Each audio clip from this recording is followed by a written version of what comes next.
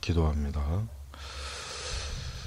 하나님 아버지 감사합니다. 오늘도 목요 기독교 강독회 또 귀한 시간입니다. 이 시간을 통해서도 주여 우리에게 하나님의 진리를 밝히 깨닫는 지혜와 또 지식을 주시고 또 그것이 우리의 심령을 거룩하고 경건하게 하게 하소서. 감사하며 우리 주 예수님의 이름으로 기도 올렸습니다. 아멘. 자, 오늘은 이제 기독교 강요 이제 제 3권 이제 이렇게 사항으로 이제 넘어갑니다. 이 기독교 문사 출판사 기독교 강요 책은 3권이 이렇게 사항하로 이렇게 2권으로 이제 나누어집니다. 그래서 그 중에 이제 상을 이제 하게 됩니다. 자, 제 1장. 그리스도에 대한 말씀은 성령의 은밀한 사역이 위해 우리에게 유익을 준다. 첫 번째, 성령은 우리를 그리스도와 연합시켜주는 띠다. 자, 이제 그리스도와 연합교리가 나오는데, 이제 성령께서는 그리스도와 우리 사이를 이어주는 띠다. 이제 지금 이 첫 번째 표제가 이제 그걸 얘기하는 겁니다. 자, 우리는 이제 이 문제에 대해 살펴보아야 한다. 그것은 곧 성부께서 그리스도 자신이 개인적인 용도로 사용하도록 하기 위해서가 아니라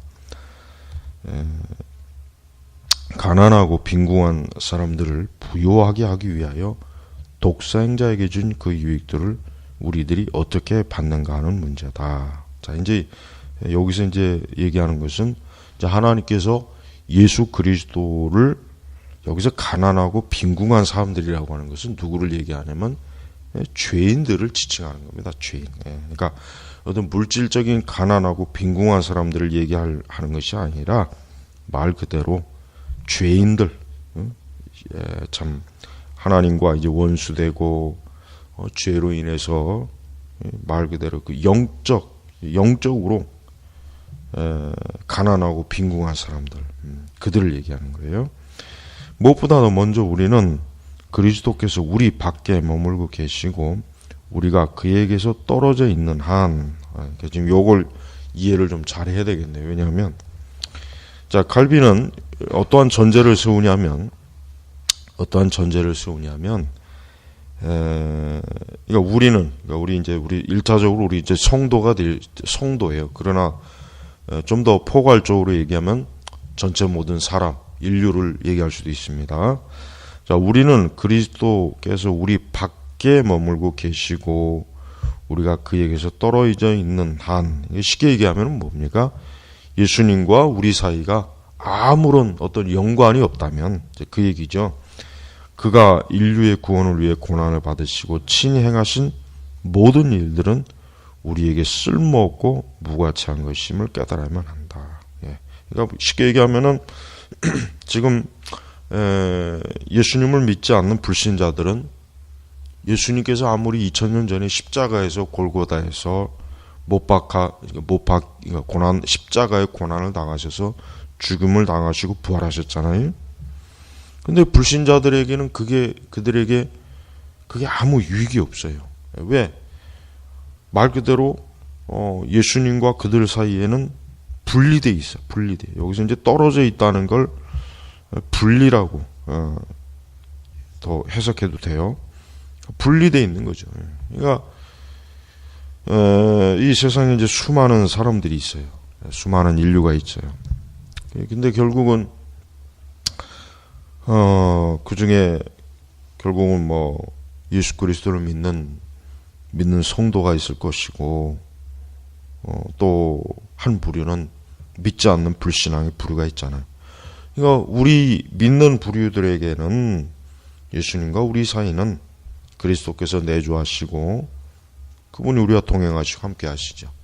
그러니까 당연히 그분의 십자가의 구속의 사역이 얼마나 귀하고 또 우리에게 그것이 효력이 드러나는 거예요. 그러니까 반대로 예수님 믿지 않는 사람은 예수님과는 지금 아무 상관이 없는 거예요. 그러니까 예수님과 상관이 없다고 해서 예수님의 그 십자가의 사역이 없던 일이 되는 건 아니거든요. 분명한 것은 뭐냐면 예수님의 십자가의 사역은 역사적이고 객관적인 거예요.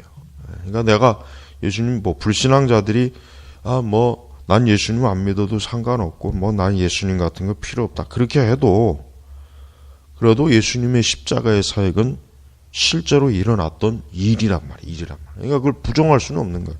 그러니까 예수님을 안 믿고 예수님을 안 믿을 수는 있지만 예수님의 십자가의 사역을 부정할 수는 없는 거예요. 부정. 이게 바로 그리스도의 십자가의 사역의 역사성 또 객관성을 얘기하는 거예요. 자, 그러므로 그는 성부께 받으신 것을 우리와 함께 나누시기 위해 우리를 소유하시고 우리 안에 거하셔야만 했다. 그러니까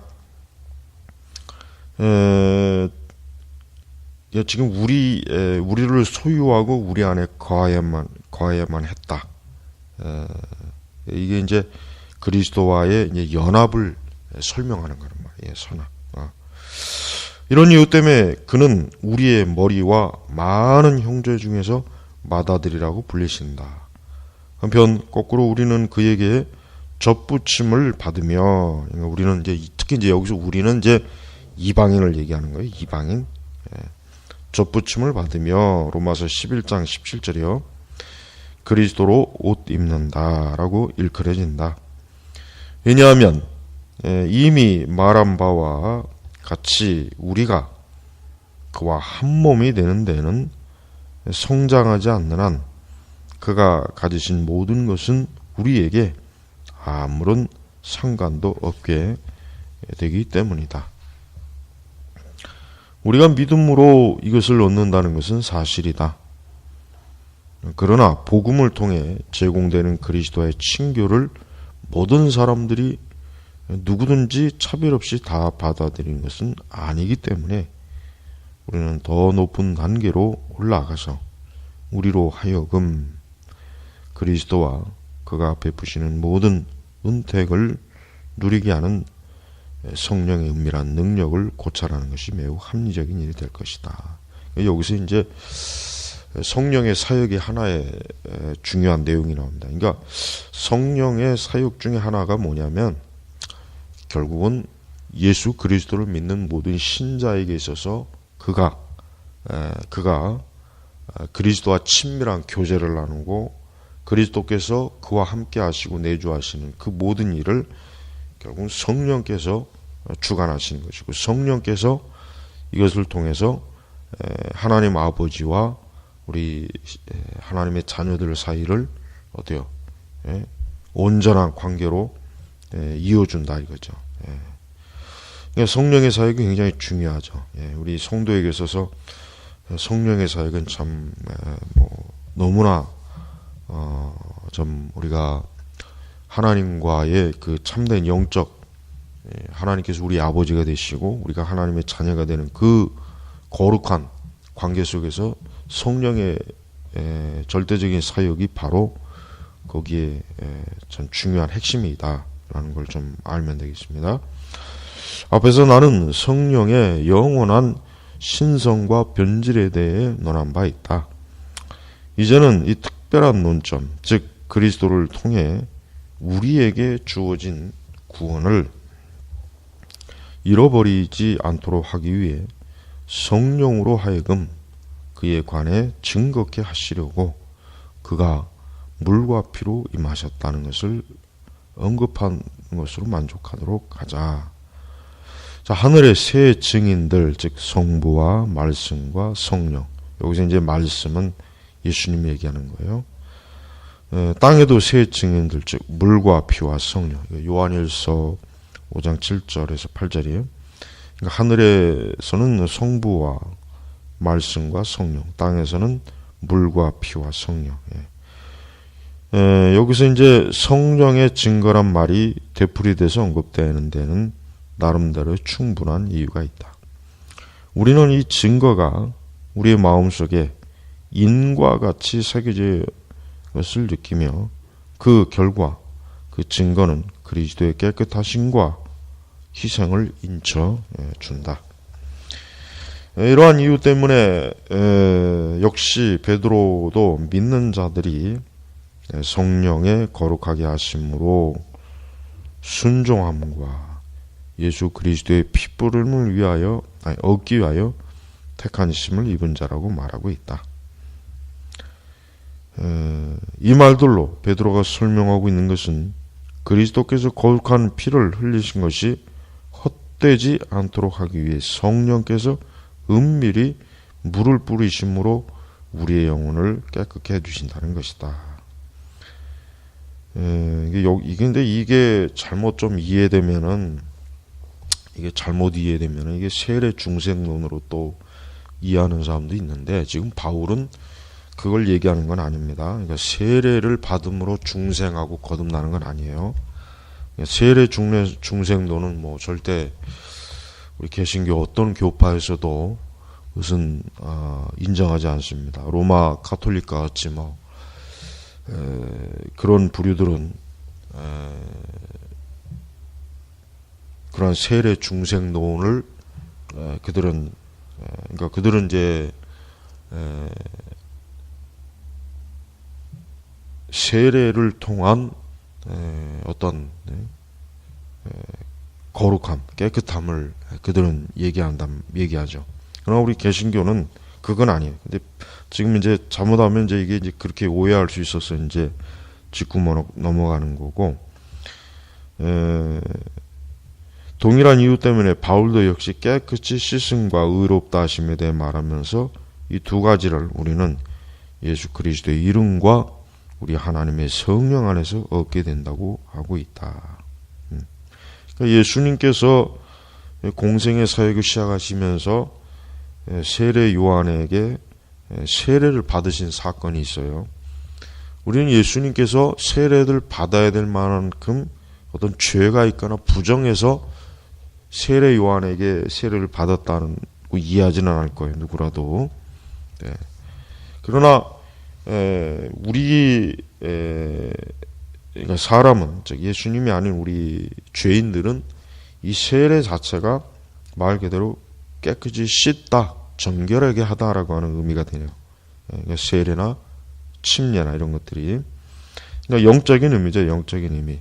진짜 물을 뿌림으로써 인간의 어떤 죄가 씻어진다면 굳이 예수님께서 십자가의 사역을 하실 이유가 없잖아요. 그러니까 우리가 이제 지금 칼빈이 여기에서 아까 얘기한 성령께서 은밀히 물을 뿌리심으로써라고 하는 것은 이걸 영적으로 이해를 해야지, 실제로 뭐 세례나 침례를 통해서 사람이 중생한다, 거듭난다 하면은 엄청난 오류가 벌어지는 거예요. 요약한다면 성령은 그리스도께서 우리를 자신과 효과적으로 연합시키는 띠다. 그러니까 성령의 사역이 없으면 어떤 누구도 예수님을 믿을 수가 없어요. 이거 아주 너무나 분명합니다. 그러니까 우리는 복음전도, 우리 기독교 사역에 있어서 이 성령의 사역이 얼마나 중요한지를 이걸 깊이 깨달아야 돼요. 개혁주의가 이 부분에 약해요. 이 부분에. 개혁주의가 이 성령의 이러한 이 사역에 있어서 너무 좀 소홀히 하거나 너무 무관심하거나 이런 걸 잘 이해하지 않으려고 그래요. 그렇기 때문에 개혁주의 사역이 어떻게 보면 좀 메말라요. 메마른 특성이 있단 말이에요. 이게 왜 그러십니까? 지금 여기서 말하는 것처럼 성령은 그리스도께서 우리를 자신과 효과적으로 연합시키는 띠라고 그랬어요. 띠. 그러니까 성령께서 사역하시지 않으면은, 역사하지 않으면 죄인과 우리 사람과 그리스도와는 이렇게 연합될 수가 없는 거예요. 아무런 관계가 없어요. 아무것도 안 돼요. 그러니까 성령께서 역사하지 않는 한 어느 누구도 예수님을 믿을 수가 없다. 이렇게 알아야 됩니다. 그러니까 우리는 기독교 사역이 얼마나 이 성령의 큰 권능에 사로잡힌지를 알아야 됩니다. 그래서 우리 개혁주의 신앙을 가진 분들이 이 성령에 대해서 너무 무심하고 이 성령의 사역에 대해서 너무 뭐랄까 아니 인식이 없는 것 같은 일들이 많이 있습니다. 그래가지고는 안 됩니다. 그래가지고는 큰일 나요. 큰일 나. 예. 자, 두 번째, 이제 그리스도께서 성령을 어떻게 그리고 왜 받으셨는가. 자, 그러나 연구할 만한 가치가 있는 이 문제에 대해 더욱더 분명히 알려고 하면 예수님께서 그러니까 그리스도께서 특별한 방법으로 성령을 받으셨다는 사실을 염두에 두어야만 한다. 즉 그가 성령을 받으신 것은 우리를 세상으로부터 분리시키고 영원한 기업의 소망으로 모으시기 위함이었다.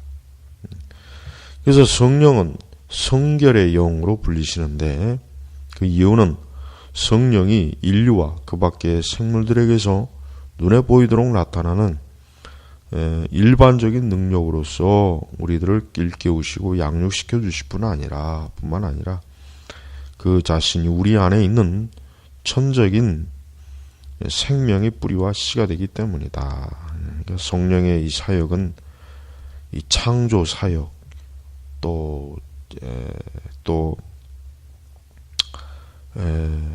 하나님의 그 영적인 그러니까 구속의 사역의 모든 것들을 관장하실 만큼 이 성령께서는 굉장한 놀라운 하나님의 사역을 우리에게 보여주시고 있습니다.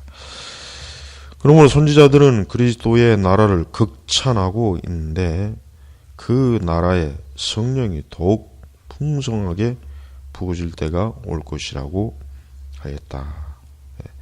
요엘서에는 특별히 주목할 만한 구절이 있다. 즉 그 후에 내가 내 영을 만민에게 부어주리니. 유명한 요엘서 말씀이죠. 요엘서 2장 28절. 여기에서 선지자는 성령의 은사들을 선지자적 직무에만 제한시키는 것으로 보이지만 그가 이 비유적인 표현을 통해 나타내려고 하는 것은 하나님께서 그의 성령을 임하게 하심으로써 이전에 하늘에 속한 교훈에 대해 잘 모르던 자들을 친히 제자들로 삼으시라는 것이다. 이제 성령께서 마지막 때 하나님 나라의 복음, 하나님 나라의 이 그리스도의 그 구속, 이와 같은 놀라운 하나님 나라의 이 영광을, 이 지식을, 이것을 결국은 신약교회에 성령께서 그것을 퍼뜨리는, 또 그것을 알게 하시는 또 그런 일을 하신 것이죠.